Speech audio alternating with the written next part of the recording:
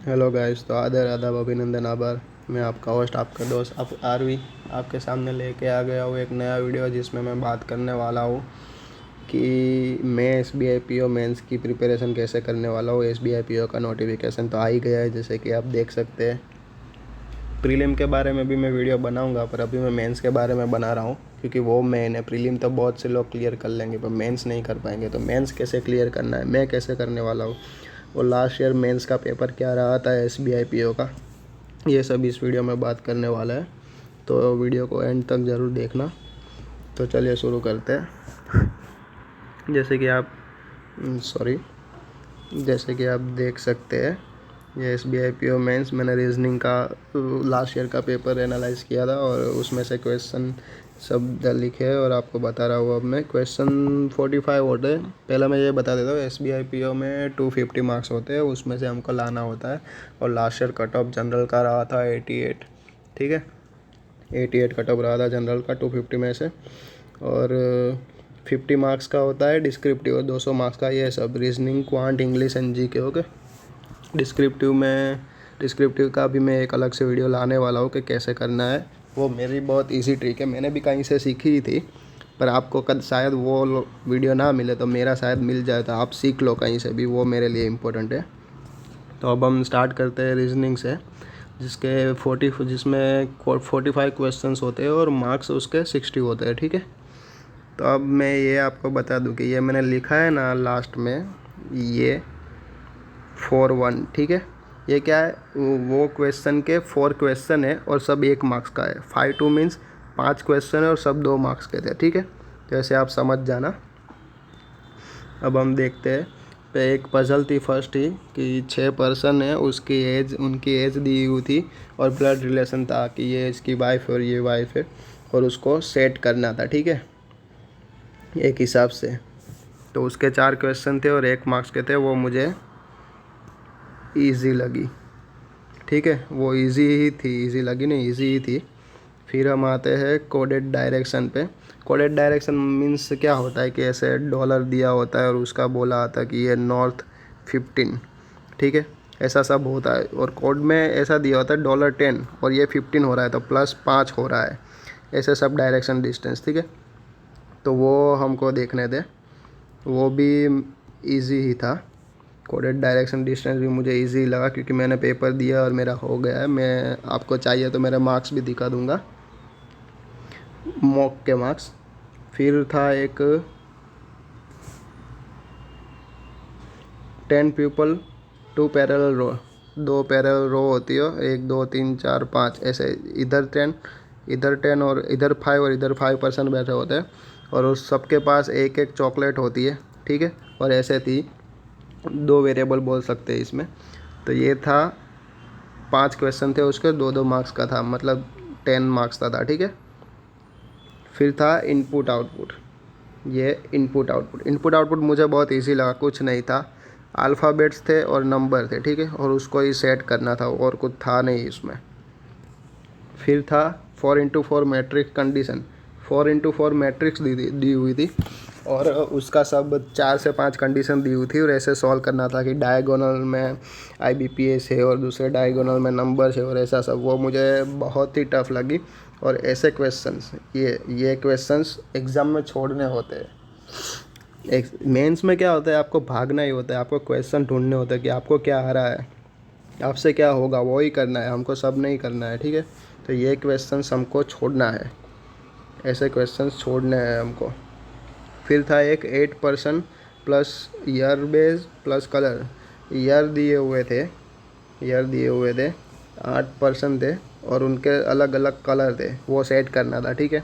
ये मुझे इजी लगा, बहुत ही इजी था। 5 क्वेश्चन 2 मार्क्स से, मतलब 10 मार्क तो ऐसे ही मिल जाएंगे आपको, बहुत इजी था ये। फिर आता है वर्ड प्रॉब्लम, ठीक है। वर्ड प्रॉब्लम एक था कि एक वर्ड दिया हो और उसमें से बताया हो कि 1 3 और 5 फर्स्ट, थर्ड और फिफ्थ का जो लेटर है उसमें से क्या वर्ड बन रहा है, ऐसा कुछ, ठीक है। वो भी इजी था। लॉजिकल रीजनिंग के 5 क्वेश्चन थे, 1-1 मार्क्स के, ठीक है। Logical reasoning means argument, causes of action, conclusion, ये सब वाले लॉजिकल रीजनिंग बोलते हैं। उसके 5 क्वेश्चन थे 1-1 मार्क्स के। फिर आता है स्टेटमेंट 1, 2 एंड 3, 4 क्वेश्चन थे उसके 1-1 मार्क के। 4, 1, 2 और 3, 3 दिए होते हैं हमको स्टेटमेंट, और उसमें हमको बताना होता है, एक क्वेश्चन होता है कि 1 से आंसर आता है, 2 से आता है, 3 से आता है, 1, 2 से आता है, 2, 3 से आता है, क्या तीनों से आता है, ठीक है। ऐसा हमको बताना होता है उसमें।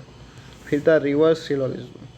एक में क्या होता है, स्टेटमेंट दिया होता है और कंक्लूज़न दिया होता है। स्टेटमेंट से हमको कंक्लूज़न पे आना होता है, पर रिवर्स सिलोजिज्म में क्या है, हमको कंक्लूज़न से स्टेटमेंट ढूंढना होगा। तो उसके क्वेश्चन थे 3 क्वेश्चन 1-1 मार्क्स के। ईजी थे, थोड़ा टाइम कंज्यूमिंग थे पर ईजी थे। और कोडेड ब्लड रिलेशन था, ये दोनों, ये कोडेड ब्लड रिलेशन और ये कोडेड डायरेक्शन, ये दोनों बहुत ईजी थे। सिर्फ कोड दिया होता है तो आपको लगता है कि नहीं टफ़ है, पर कुछ टफ़ नहीं है, एक बार आप कर लो ना। तो जैसे रीजनिंग का तो हो गया।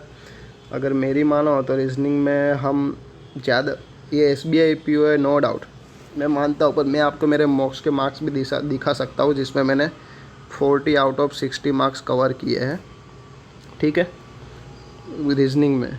तो मैं चाहता हूँ कि आप लोग इतनी तो मेहनत कर लो रीजनिंग में कि आप लोग एटलीस्ट 30 मार्क्स तो कवर कर सकता हो आउट ऑफ 60। 30 बहुत है, SBI PO है ये, ठीक है। अब हम आते हैं हमारी दूसरी स्लाइड पे, जिसमें मैंने बताने वाला हूँ क्वांट के बारे में, ठीक है। तो अब क्वांट में आप देख सकते हो क्वेश्चन होते हैं 35, मार्क्स होते हैं 60। क्वांट सबसे टफ सेक्शन माना जाता है, पर हमको क्या करना है, हमको 60 मार्क्स नहीं लाने हैं, हमको सारे क्वेश्चन सोल्व भी नहीं करना है, हमको ढूंढना है कि हम क्या कर सकते हैं। क्योंकि हम दूसरे सेक्शंस में मार्क्स कवर कर सकते हैं, जिसका क्वांट अच्छा है वो करे, कोई बात नहीं, पर जिसका क्वांट नहीं अच्छा है वो 10 क्वेश्चन में भी खुश रहे, क्योंकि 10 क्वेश्चन मतलब 15-17 मार्क्स हो जाएंगे आपके, क्योंकि इसमें 2-2 मार्क्स के बहुत होते हैं, तो इनफ है उतने मार्क्स तो मेरे हिसाब से।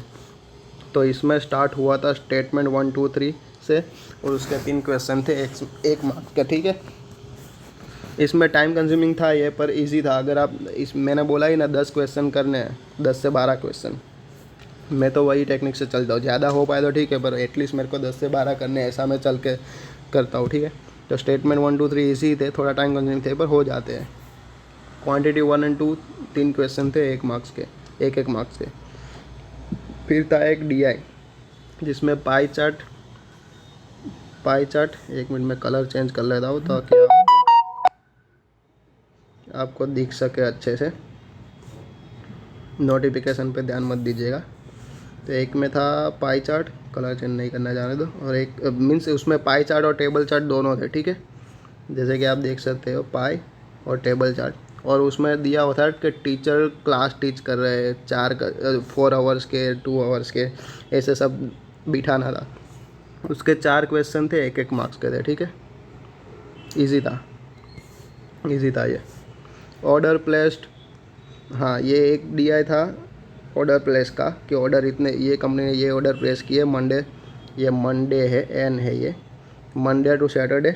और उसमें था एक लाइन गैप दिया हुआ था और एक टेबल चार्ट दिया हुआ था, उसके 6 क्वेश्चन थे। सोचिए ये इजी था, बहुत इजी था। 6 क्वेश्चन थे, 2-2 मार्क्स के थे, मतलब 12 मार्क्स तो आपके यहाँ से ही हो गए, सोचिए। फिर था ये एक कैसलेट था थोड़ा टाइम कंज्यूमिंग, पर था इजी नहीं बोल सकते, मॉडरेट बोलते हैं, चलो मॉडरेट था, पर टाइम कंज्यूमिंग था। इसके भी 10 मार्क्स के थे, 5 क्वेश्चन 2 मार्क्स का, ठीक है, इसलिए 10 मार्क हो गए। टाइम कंज्यूमिंग था थोड़ा। एक मिक्सर बेस्ड DI था कि वाटर दिया होता है और वाइन दिया होता है, तो ये रेशियो दिया होता है, ये सब, ठीक है। उसका एक DI था, वो हम छोड़ सकते हैं क्योंकि वो थोड़ा ज़्यादा ही टाइम कंज्यूमिंग था। फिर आते और एक कैसलेट DI था जिसमें मैचेस दिए हुए थे कि मुंबई इंडियंस ने इतने मैचेस खेले, RCB ने इतने खेले, ऐसा सब, और ऐसा था उसमें, और हमको डेटा लाना था। और लास्ट में था सेट 1 एंड सेट 2। सेट 1 में 2 क्वाड्रेटिक इक्वेशन दिए होते, हमको उसके रूट्स लाने थे, ठीक है। उसके रूट लेते आए ना, फिर वो रूट्स हमको, ये सेट 2 दिया होता है ना, उसमें जैसे कि x का आया 2, तो इसमें x होगा ही कहीं, वो टू को एक्स में 2 को डाल के उसका आंसर लाने का, ऐसा था। और ये इजी था, 3 क्वेश्चन थे 2 मार्क्स के, मतलब 6 मार्क्स ये भी इजी थे, ठीक है। तो क्वांट में भी मैं आपको बोल सकता हूँ कि 60 मार्क्स है ना। मैं अपना टारगेट रख रहा हूँ, मैं अपना टारगेट बता देता हूँ। मेरे को 60 में से लाने हैं एटलीस्ट 17 to 20, कम से कम। इससे ज़्यादा मैं ट्राई करूँगा, फुल ट्राई करूँगा अपनी, पर मेरे को कम से कम इतने लाने, और आप भी इतने कवर कर सकते हो जहाँ तक मुझे लगता है, पेपर ऐसा आता है। फिर हम आते हैं जीए पे। चलो जीए पे आ जाते हैं। जीए का मैंने पेपर एनालिसिस किया है इसका, तो उसमें बुक्स के 2 क्वेश्चन थे, ठीक है। 2 क्वेश्चन थे, फुल फॉर्म के 2 क्वेश्चन थे, अपॉइंटमेंट के 3 क्वेश्चन थे, आरबीआई के 4 से 5 क्वेश्चन थे, बैंकिंग के ज़्यादा से ज़्यादा क्वेश्चन थे, मैक्सिमम क्वेश्चन बैंकिंग से थे, और रैंक से 1 क्वेश्चन था। तो ये सब मैंने इसलिए लिखा है, ये सब नाम लिखा है। इतना ही नहीं आता है, देखिए, अगर अब मैं बोलूँ इतना ही जीए में नहीं आएगा, पर मैंने क्यों लिखा है, क्योंकि इसमें से ज़्यादा क्वेश्चन आ रहा है, ठीक है। बुक्स है, फुल फॉर्म है, अपॉइंटमेंट है, आरबीआई है, बैंकिंग है, रैंक है, उसमें से ज़्यादा क्वेश्चन आ रहे हैं। तो इसलिए मैंने ये आपके लिए लिखा है। छोटा हो गया, कोई बात नहीं, अब इसका तो हो गया है। ठीक है, इसमें से ज़्यादा क्वेश्चन बन रहे हैं।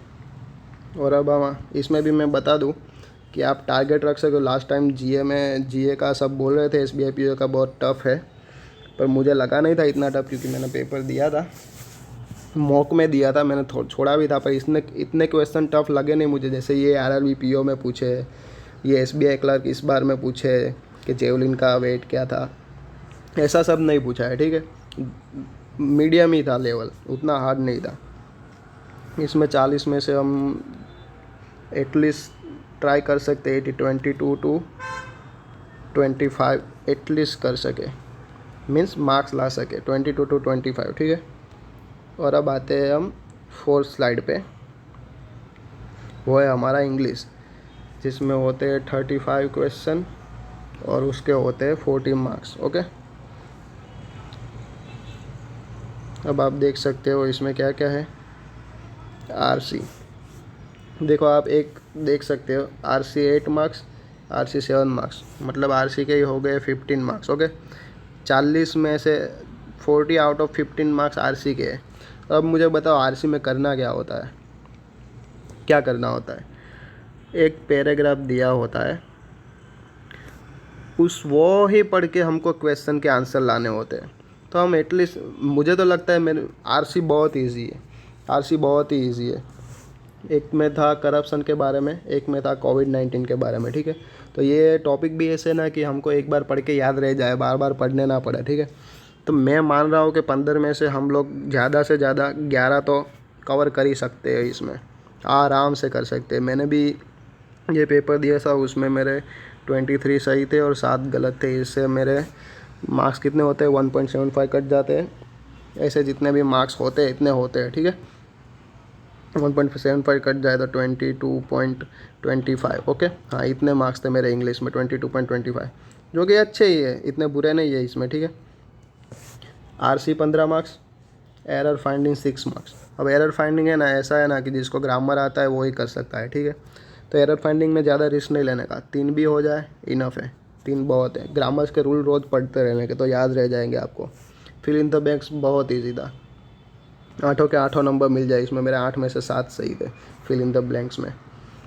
कॉम्बिनेशन और कनेक्ट दिया होता है ए, बी और सी, इधर डी, ई और एफ।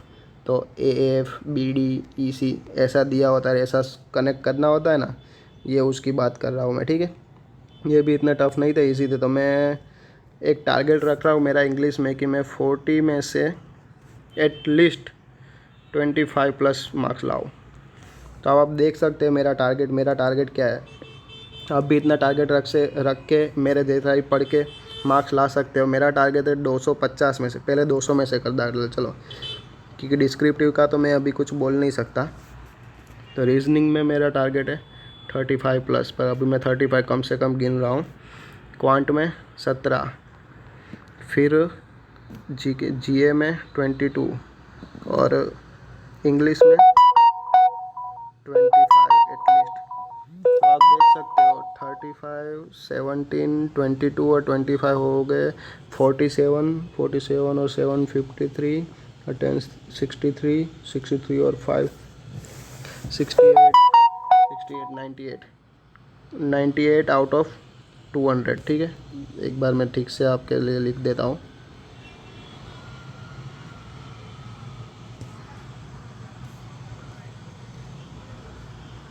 $98 आउट ऑफ 200 और 250 में से अगर ऐड करें डिस्क्रिप्टिव का 30 मार्क्स 50 में से, वो 35 ऐसे ही दे देते हैं नॉर्मल लिखा हो तो भी। तो हो गए 9, 10, 11, 12 128 मार्क्स आउट ऑफ 250। तो अब मैं ओबीसी में हूँ तो मेरा तो इसमें क्लियर हो ही जाएगा। अब मैं मान लेता हूँ मेरे कम आए, लास्ट टाइम ओबीसी का कट ऑफ गया था शायद 80 के आसपास। ठीक है, मेरे 20 मार्क कम भी आ गए, चलो तो भी मेरा क्या होगा 250 में से 108 और 80 कट ऑफ गया था। ये यार ठीक से लिख देता हूँ तो आपको क्या मज़ा आए, नीचे लिख देता हूँ चलो ना। 250 में से 128, अब मेरे 20 मार्क्स कम भी आए ना तो 108 हुए। ठीक है, और लास्ट टाइम ओबीसी का कट ऑफ गया था 80 कट ऑफ गया था और मेरे आएंगे 108। अभी मैं मान रहा हूँ मैं ज़्यादा मेहनत भी कर सकता हूँ, अगर पेपर टफ आया तो मेरे कम भी आ सकते हैं, पर टफ आया तो सबके लिए टफ आएगा, सिर्फ मेरे लिए तो आने वाला नहीं है नहीं। तब 28 मार्क्स अबाव कट ऑफ है तो आराम से SBI PO क्लियर हो जाएगा और मेरे को लग रहा है इस बार मेरा हो ही जाएगा। मेहनत भी उस हिसाब से कर रहा हूँ, तो आप भी ऐसे कर सकते हैं। ये सब मैंने आपके लिए ही किया है, जो भी एनालिसिस और वो सब किया है। तो अच्छा लगे तो वीडियो को लाइक कर दीजिएगा और आपके कोई क्वेश्चन हो तो मुझे बताइएगा, मैं उसका डाउट क्लियर कर दूंगा आपका। ओके, जय हिंद।